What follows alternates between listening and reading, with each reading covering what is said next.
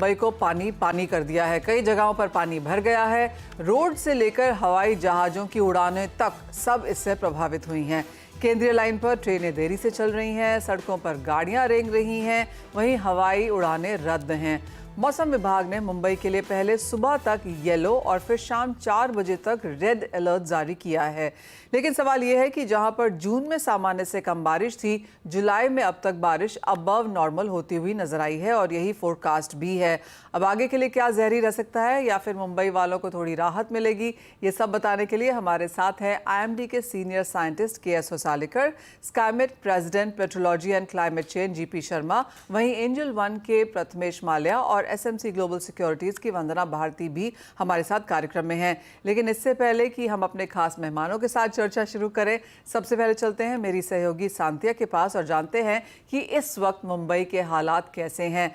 सांतिया, आप सुबह से ही सांता क्रूज और वेरियस सबर्बन एरिया से हमारे लिए यहाँ पर लिंक्स कर रही हैं, हमें बता रही हैं कि किस तरह की स्थिति है। अब एज ऑफ नाउ क्या सिचुएशन है?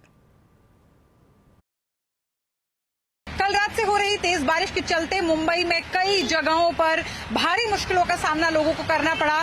वाटर लॉगिंग की बात करें तो आयन, भांडुप, नाहौर, अंधेरी, मिलन सबवे, अंधेरी सबवे, मलाड, सांता क्रूज जैसे और भी कई इलाकों में दिन भर पानी का जमाव रहा। BMC ने दावा किया कि वाटर पंप्स लगाकर पानी को निकाला गया है। कुछ एक इलाकों में, हिंदमाता और परेल जैसे इलाकों में स्थिति में सुधार हुआ, लेकिन दोपहर होते होते हाई टाइड के चलते एक बार फिर से जल जमाव की समस्या सामने आ गई। ट्रेन सर्विसेज की अगर बात करें, सेंट्रल पे सुबह सुबह ही सेंट्रल लाइन की सेवाओं को रद्द कर दिया गया। काफी घंटों बाद फास्ट ट्रैक की सेवाओं को जब चालू किया गया तो उस वक्त भी स्पीड को बहुत ज्यादा कम रखा गया। हार्बर लाइन की ट्रेनों को रद्द कर दिया गया। स्लो लाइन की जो ट्रेन है सेंट्रल रेलवे की, वो 30 से 40 मिनट की देरी से चल रही थी। हार्बर लाइन की सेवाएं ठप रही। बेस्ट बसेस के कई सारे रूट्स को डाइवर्ट किया गया। ट्रैफिक जैम ने लोगों को बदहाल किया। उसके अलावा BMC ने इस स्थिति को ध्यान में रखते हुए स्कूल और कॉलेजेस की छुट्टी सोमवार के लिए घोषित कर दी। जी हाँ सांतिया, काफी कुछ आज यहाँ पर दिन में हुआ है और ये सब कल एक रात की बारिश की वजह से मुंबई में हुआ है। पर वैसे ही मुंबई इसी तरह से रिएक्ट करता है जब यहाँ पर बारिश होती है। लेकिन मिस्टर होसालेकर, बहुत शुक्रिया हमारे साथ यहाँ पर जुड़ने के लिए। और आपसे ही पहले जानना चाहेंगे कि बारिश के कारण मुंबई में आज स्कूल बंद हैं, फ्लाइट्स डिलेड हैं, ट्रेन और बसेस सेवा में यहाँ पर काफी हद तक सस्पेंशन है, हमने इन्हें स्लो होता हुआ देखा है। आप इस पर क्या कहेंगे और कैसे देखते हैं आप मुंबई की ये बारिश और क्या एक्सपेक्टेशन है अब यहाँ से आगे जाने हुए? जो बरसात हुई है वो जो 268 मिलीमीटर बरसात हुई और ये सिर्फ सांता क्रूज में नहीं, कई जगह पर इस तरह के आंकड़े सामने आ रहे, खास करके सबर्बन के इलाकों में। और ये जो बरसात हुई है इसमें तो ऑलमोस्ट मोर देन 80% बरसात जो है वो रात को होने के कारण जो है, थोड़े समय में होने के कारण मुंबई की जो कुल परिस्थिति है, जैसे रास्ते है, ट्रेन से, ये सब जो है बाधित है। और अब जो है पिछले 3-4 घंटे से अगर आप देखेंगे कि मुंबई में बरसात थोड़ी सी थम गई है, लेकिन वेदर क्लाउडी है और येलो अलर्ट मुंबई के ऊपर अभी भी जारी है, ये जानकारी है।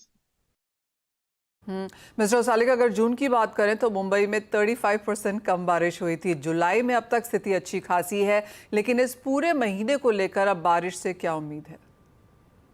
जो बरसात हुई है मुंबई में, अगर आप इसके आंकड़े देखेंगे जुलाई में किस तरह से बरसात हुई, तो पिछले साल भी अगर आप देखेंगे जुलाई के 22 तारीख के आसपास 200 मिलीमीटर से ज्यादा बरसात हुई थी। और देयर आर ओकेजन्स कि इस तरह की बरसात जो है सवेरे रात को 3-4 बजे से लेकर 6 बजे तक के आसपास गिरती है। टिपिकल मानसून रेनफॉल है मुंबई की। जुलाई के जो आंकड़े हैं जो सामने हमने बताए हैं, उसमें हमने ये कहा कि पूरे देश में जो है मानसून जो है वो औसत से एवरेज के ऊपर अबो नॉर्मल रहने की संभावना बहुत ज्यादा है। और उसी तरह से अगर हम देखेंगे तो पूरे देश में जो है, सिर्फ मुंबई या महाराष्ट्र में नहीं, पूरे देश में अगर आप देखोगे तो बरसात अच्छी हो रही है। और जो आज के आंकड़े पूरे देश के लिए अगर आप देखेंगे कि तो +2% rainfall of the whole country, आज के तारीख में ये आंकड़ा हमारे सामने आ रहा है। जी, साथ ही साथ मिस्टर सालिकर, जैसे आपने कहा कि सिर्फ मुंबई ही नहीं, जुलाई में पूरे देश में बेहतर मानसून है और जैसे आपने कहा कि हम पॉजिटिव में यहाँ पर आ रहे हैं, अब जुलाई में सामान्य से ज़्यादा बारिश का अनुमान जताया जा चुका है। क्या ये भी हम पूरे ओवरऑल इंडिया में आता हुआ देखेंगे? क्योंकि कुछ कंसर्न्स अभी भी नॉर्थ ईस्ट में हैं, सदर्न एरियाज में भी हमने देखा है थोड़ा सा मानसून शिफ्ट होता हुआ।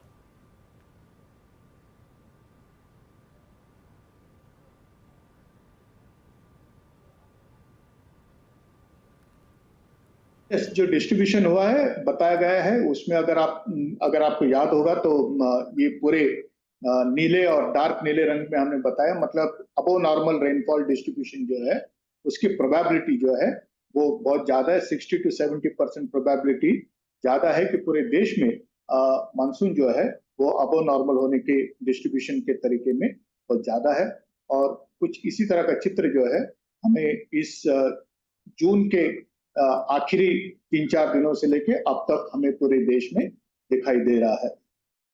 ये तो बात हुई जुलाई की, लेकिन अगर हम अगस्त सितंबर की बात करें और यहाँ पर ला नीना सेट होता हुआ नजर आ रहा है, क्या उसका असर हम मानसून पे आता हुआ देखेंगे या फिर पिछले साल की तरह अगस्त सितंबर थोड़ा सा वीक रह सकता है, अक्टूबर में यहाँ पर इसको स्पिल ओवर होता हुआ देखेंगे? आप कैसे देख रहे हैं, क्या है उस तरह की साइट? लानिना जो है ये बहुत बड़ी सिस्टम है जिसको हम ग्लोबल सिस्टम कहते हैं, जिसका क्लाइमेट फोरकास्ट जो है अल्निनो और लानिना का जो फोरकास्ट है उसकी एक्यूरेसी काफी बढ़ गई है। इसका मतलब ये है कि इसके लिए जो कहा जाता है, इसके प्रोबेबिलिटी ऑफ ऑकरेंस के लिए जो कहा जाता है, इसमें काफी तथ्य रहता है और इसकी सच्चाई जो है बहुत ज्यादा हद तक अच्छी रहती है। तो इसके चलते मौसम विभाग की भी इसके ऊपर निगरानी है और अभी कुछ दिनों पहले मौसम विभाग ने जो इसके बारे में जानकारी दी है उसमें हमने ये कहा कि अगस्त के महीने के उपरांत लानिना जो है फिर एक बार हमें दिखने को मिल सकता है। और कुछ गणित ऐसे है कि इसका जो प्रभाव है भारत के मानसून के लिए, पूरे देश के मानसून के लिए अच्छा रहता है। तो अगर ये ऐसा है तो देन अगस्त एंड सितंबर में हमें मानसून जो है वो अच्छा मिल सकता है, लेकिन इसके बारे में जानकारी आने वाले अगस्त और सितंबर के टाइम हम फिर दोबारा हम आपको देंगे। ऑलराइट, तो एज ऑफ नाउ तो जैसे आपने कहा कि पूरे देश में यहाँ पर येलो ऑरेंज अलर्ट्स हैं और हम अपने दर्शकों को वो दिखा भी रहे हैं कि काफ़ी सारी सिटीज़, काफ़ी सारे स्टेट्स में वो हाल है।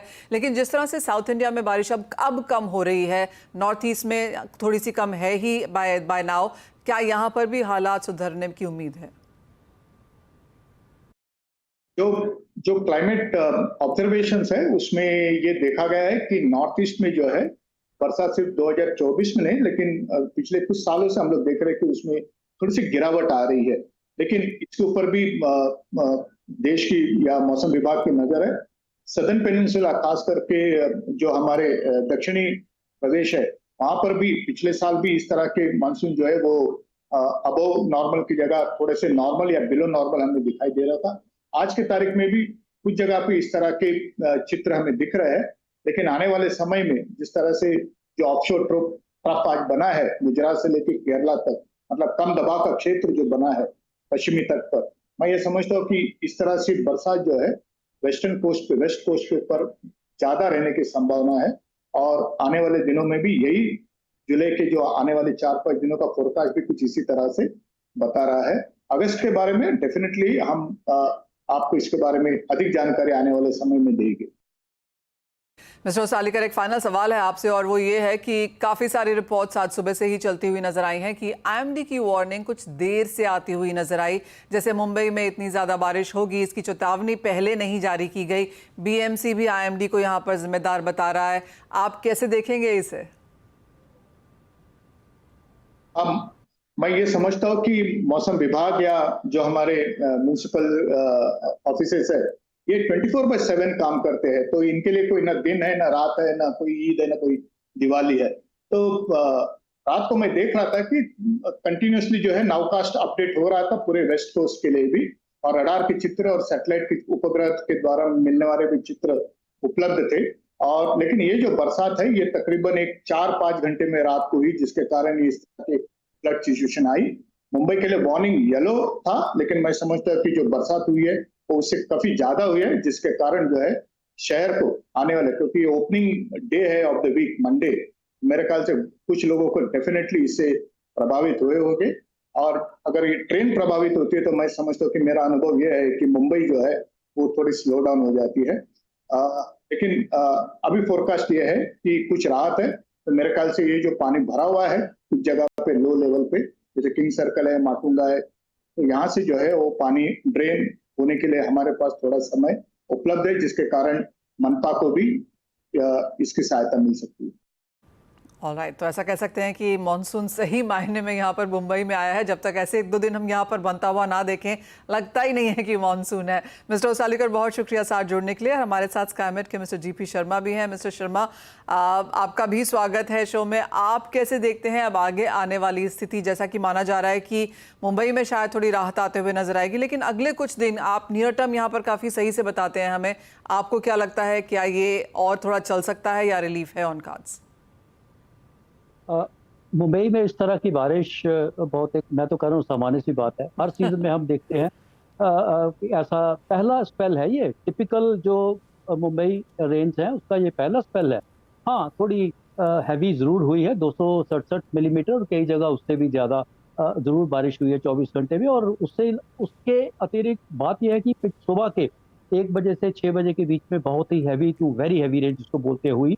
उसके साथ साथ कोइंसिडेंस है कि उसी वक्त हाई टाइड भी है, 1 बजे हाई टाइड था और अब दोपहर को भी था, तो उसके कारण स्थिति थोड़ी और बिगड़ जाती। पर जैसे आपने पूछा कि जून में जैसे आप हमें मालूम है कि लगभग 150 मिलीमीटर बारिश कम थी, और जुलाई की बारिश में नॉर्मल बारिश ही 850 मिलीमीटर से ज़्यादा है। हमें आंकड़ा पूरा करने के लिए 1000 मिलीमीटर से ज़्यादा बारिश चाहिए जुलाई में मुंबई के लिए to catch up with the normal. तो इसलिए हम आने वाले दिनों में भी एक्सपेक्ट कर सकते हैं कि हैवी रेन जरूर होनी चाहिए। लेकिन अभी वाला जो एपिसोड है, बीच में थोड़ा हमें ब्रेक देखने को मिला। लगभग 10, 11, 12 बजे के बीच में बरसात जरूर कम हो गई थी, लेकिन अब फिर तेज है। और मैं तो कह रहा हूं कि आज के दिन में जो ऑफिस वाले लोग होंगे उनको जाने के समय में परेशानी जरूर हो सकती है। बारिश तेज है और तेज भी रहेगी, कुछ घंटे के लिए तो जरूर तेज रहेगी। राहत में देख रहा हूं तो वो कल से होगा।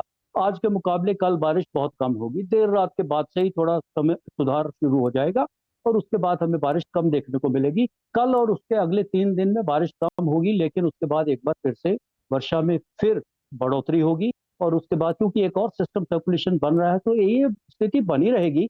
हाँ, आज के दिन की बात करें तो देर रात के बाद मौसम में सुधार होगा। जी, ऑलराइट, तो आज सुधार देखने को मिल सकता है, लेकिन आने वाले दिनों में फिर से सिस्टम सर्कुलेशन है, तो अच्छी बारिश यहाँ पर मुंबई को आते हुए नजर आएगी।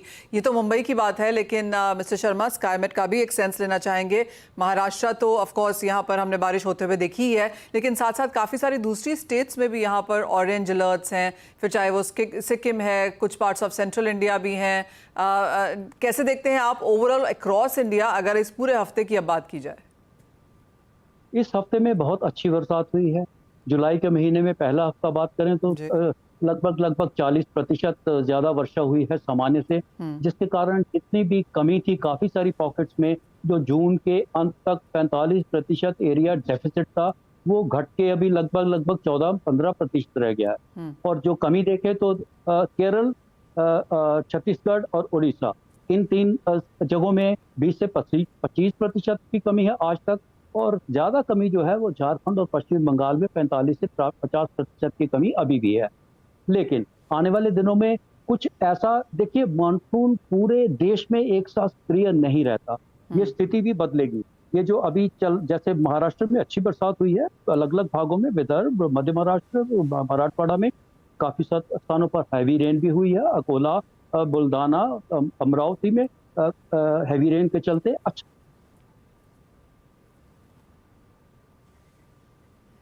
जी जी, तो क्लियरली जैसे आपने कहा कि पूरे भारत में एक ही समय पे यहाँ पर एक्टिव मानसून नहीं देखने को मिल सकता, तो हम कहीं ना कहीं यहाँ पर इसे कमज़ोर पड़ता हुआ देखेंगे ही। आने वाले अब एक हफ्ते के लिए आप मुंबई, महाराष्ट्र कैसे देखते हैं, और कौन सी स्टेट्स को यहाँ पर ज़्यादा सक्रिय रहना चाहिए? उत्तर प्रदेश में बहुत भारी वर्षा होने वाली है। एक बार फिर से 24 घंटे का समय दीजिए, वहाँ एक बार फिर से, पहले भी हुई है और अभी वहाँ दोबारा से होने वाली है। कमी जरूर होगी उत्तर भारत के, जैसे पंजाब, हरियाणा में, राजस्थान में भी, गुजरात समेत, इनमें हवा भारी वर्षा की संभावना नहीं रहेगी। दक्षिण भागों में, महाराष्ट्र में अभी और अगले 24 घंटों में भी, और कोंकण तट पर भी, जैसे मैंने कहा, पूरा कोंकण तक, केरल, कोस्टल कर्नाटक से लेके गोवा में तो मुंबई से भी ज्यादा भारी वर्षा हुई है। तो इस तट पर वर्षा जरूर रहेगी। अगले 3 दिन में इसमें सुधार जरूर होगा, वर्षा कम होगी। केरल समेत जो कर्नाटक, तमिलनाडु, आंध्र प्रदेश के क्षेत्र हैं, इनमें भारी वर्षा संभावना नहीं है। जो मध्यवर्ती भाग हैं उनमें होगी, उड़ीसा में तो जरूर होगी। अगले 2 दिन के बाद से, जैसे मैंने कहा, उत्तर प्रदेश में उससे ज्यादा हैवी होने की संभावना रहेगी। उत्तराखंड जो पहाड़ी क्षेत्र है उसमें उसका, मैं तो कह रहा हूँ, हमें अलार्मिंग सिचुएशन बन जानी चाहिए उत्तराखंड में और उत्तर प्रदेश में भी। और ऐसा ये स्थिति बदलेगी, मतलब साउथ से एक बार गोल पोस्ट चेंज होके ये जो अभी क्षेत्र है इनसे गोल पोस्ट होके नॉर्थ की तरफ आएगा और उन क्षेत्रों में वर्षा होगी। और महीने के अंत में जाकर कुछ वर्षा में कमी जरूर आने की संभावना रहेगी, जुलाई में भी।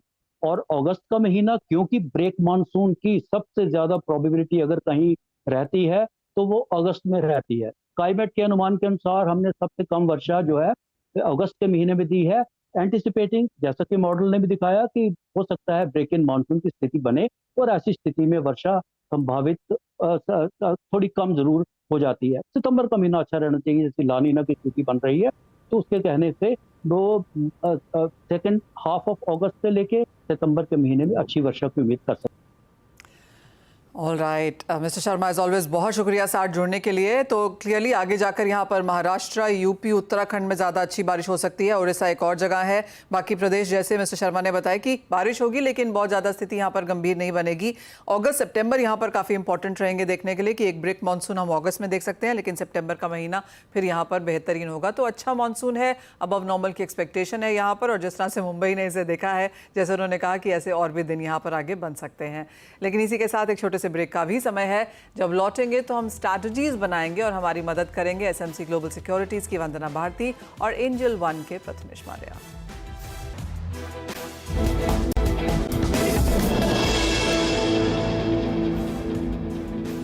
नमस्कार, आप देख रहे हैं कमोडिटी 360। हमारे साथ हमारे एक्सपर्ट्स जुड़ चुके हैं और सबसे पहले यहाँ पर टॉप स्ट्रैटेजीज ही ले लेते हैं। प्रथमेश, आपसे जानना चाहेंगे, इंटरनेशनल मार्केट्स में काफ़ी सारी कंट्रीज़ अपने मॉनेटरी पॉलिसीज़ भी करेंगी, साथ ही साथ इन्फ्लेशन डेटाज भी हैं यूएस चाइना की तरफ से। आप कैसे देखते हैं इन सब इवेंट्स को और आपकी टॉप पिक्स क्या हैं? यस मनीषा, काफ़ी इवेंटफुल वीक है और ये इवेंटफुल वीक होने के साथ सारी कमोडिटी स्पेस का इम्पैक्ट भी काफ़ी अच्छा खासा देखने को मिल सकता है। इन सारी इवेंटफुल वीक में मुझे लगता है कि 2 कमोडिटीज़ में काफ़ी अच्छी मूवमेंट हो सकती है। पहली बात तो क्रूड में जो 7000 का रेजिस्टेंस फेस कर रही है, मेरे ख्याल से इसको सेल ऑन रैली करना चाहिए। जुलाई वेदर 6920 के करीब में इसको बेचना चाहिए, 7000 का स्टॉप लगाना चाहिए और नीचे में टारगेट 6760 के रखने चाहिए। सिमिलरली नेचुरल गैस में काफ़ी अच्छा करेक्शन आया है, ऑलमोस्ट अपसाइड से ऑलमोस्ट अराउंड 15% 10% का मूव इसमें नीचे गिर चुका है। एक गिरावट आगे आने वाले सेशन में भी जारी रह सकता है। मेरे ख्याल से 180 तक नेचुरल गैस ओपन है। फिलहाल करंट भाव जो है 197 200 के पास में है, यहीं पर इसको बेचना चाहिए 204 के स्टॉप से और नीचे में टारगेट 180 के लिए रखना। ऑलराइट, तो 2 सेल कॉल्स हैं और दोनों एनर्जी में यहाँ पर, एक कच्चे तेल में और दूसरी नेचुरल गैस में। वंदना, आप कैसे देखती हैं क्रॉस कमोडिटीज और आपकी टॉप 2 ट्रेडिंग कॉल्स क्या होंगी? मुझे लग रहा है एक कमोडिटी काफी छोटी कमोडिटी है, बड़ा मूव दिया है, ये है मेंथा ऑयल। यहाँ पे मुझे लग रहा है कि प्रोडक्शन काफी कम है और एक्सपोर्ट्स यहाँ पे बेहतर हुए हैं। यहाँ मैं पोजिशनल कॉल देना चाहूंगी मनीषा, मुझे लग रहा है कि करीब 965 के करीब खरीदना चाहिए। 1065 का टारगेट होगा, स्टॉप लॉस लगाना होगा 935 का। दूसरी कमोडिटी यहाँ पे मुझे लग रहा है कि एग्री काउंटर से ही यहाँ पे है कैस्टर है, 6060 के करीब यहाँ पे खरीदना चाहिए, 6120 का टारगेट रखना होगा। स्टॉप लॉस है 6035। एक रिस्की कॉल है सिल्वर में, मुझे लग रहा है कि एक गैप अप ओपनिंग है और काफी ज्यादा रैली यहाँ पे ओवर स्ट्रेस्ड हो चुकी है, तो नेक्स्ट लेग ऑफ रैली से पहले एक करेक्शन यहाँ पे लेगा। करीब मुझे लग रहा है कि जो सितंबर कॉन्ट्रैक्ट उसे 93,400 के करीब सेल करना चाहिए। 93,000 तक का एक टारगेट होगा, स्टॉप लॉस लगाना होगा 93,550 का। मुझे लग रहा है कि यहाँ पे एक कूल ऑफ, एक ब्रीदर आना चाहिए रैली में सिल्वर के खासकर। ऑलराइट, तो मुनाफा वसूली चांदी में देखने को मिल सकती है, यानी कि जितनी बार भी ये 93 94 के पास जाता है उतनी बार हम यहाँ पर प्रॉफिट टेकिंग आता हुआ देखते भी हैं। आप कैसे देखते हैं प्रथमेश? ऑफकोर्स चांदी में तो एक सेल कॉल यहाँ पर वंदना ने दिया है, लेकिन जिस तरह का रनअप हमने गोल्ड में आते हुए देखा फ्राइडे को और उसके बाद आज कुछ कंसोलिडेशन है, आपको लगता है कुछ प्रेशर यहाँ भी आ सकता है? यस, क्लियरली मनीषा, ये गोल्ड जो है पिछले कुछ ट्रेडिंग सेशन में थोड़ा कंसोलिडेशन जोन पे दिख रहा है, तो यहाँ पे मूवमेंट जो है थोड़ा सा रिस्ट्रिक्टेड है। अपसाइड में मेरे ख्याल से 73,000 और नीचे में 72,400 ये रेंज में आपको गोल्ड ट्रेड देखने को मिल सकता है। तो फिलहाल के लिए गोल्ड में ऐसे कोई खास ट्रेडिंग स्ट्रैटेजीज नहीं है, बट फिर भी 73,000 एक रेजिस्टेंस जोन समझकर मेरे ख्याल से इसको करंट भाव पे बेचना चाहिए और इसका नीचे का टारगेट जो है 72,450 रखेंगे। सिल्वर में थोड़ा मूवमेंट रहेगा, आपको 93,400 के करीब इसको बेचना चाहिए, 93,950 का स्टॉप रखना चाहिए, नीचे में टारगेट 92,500। सो 1,000 रुपीज की जगह नीचे में अभी भी जारी रह सकती है। तो सोने और चांदी में कुछ मुनाफा वसूली यहाँ पर जारी रह सकती है। मेटल्स को भी देख लेते हैं क्योंकि एक मिक्स ट्रेड हमने आज यहाँ पर खुलता हुआ देखा। अगेन पिछला हफ्ता काफ़ी अच्छा खासा था। ये मार्केट्स ने यूएस नॉन फार्म पेरोल को भी रिएक्ट किया। साथ ही साथ अगर डॉलर इंडेक्स की बात करें तो वहाँ पर 105 के नीचे के स्तर देखने को मिले। पिछले एक हफ्ते में डॉलर इंडेक्स में 1% की गिरावट देखने को मिली और बहुत ही फ्लैट ट्रेड आपकी स्क्रीन पर। प्रथमेश, यहाँ पर क्या सेंस है, डॉलर इंडेक्स को कैसे देखेंगे और मेटल्स में अब यहाँ पर क्या करने की राय? Clearly Manisha, non farm payrolls के बाद डॉलर इंडेक्स ने रिएक्शन दिया है। मेरे ख्याल से ये इंडेक्स जो है फिलहाल ओपन है 103 तक के लिए।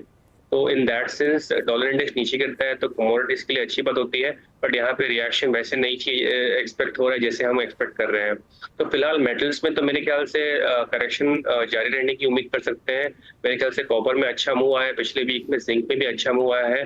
ये रेजिस्टेंस जोन की तरफ है और यहाँ से करेक्शन होने की उम्मीद करते हैं।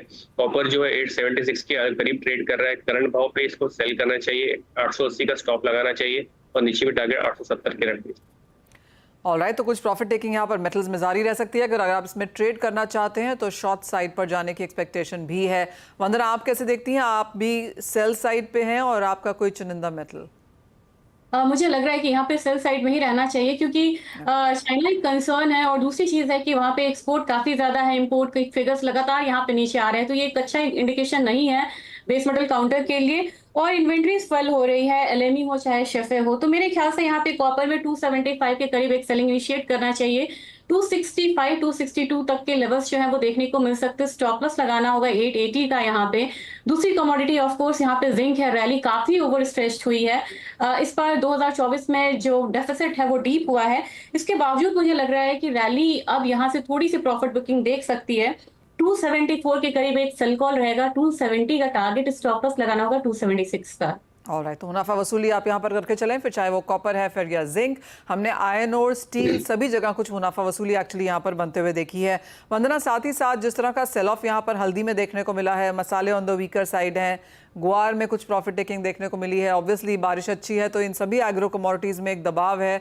बुआई के नंबर्स अच्छे देखने को मिले हैं, मॉनसून बेहतरीन है तो उसका भी शायद यहाँ पर प्रेशर है। लेकिन ओवरऑल स्पाइसेस में अब क्या करने की राय?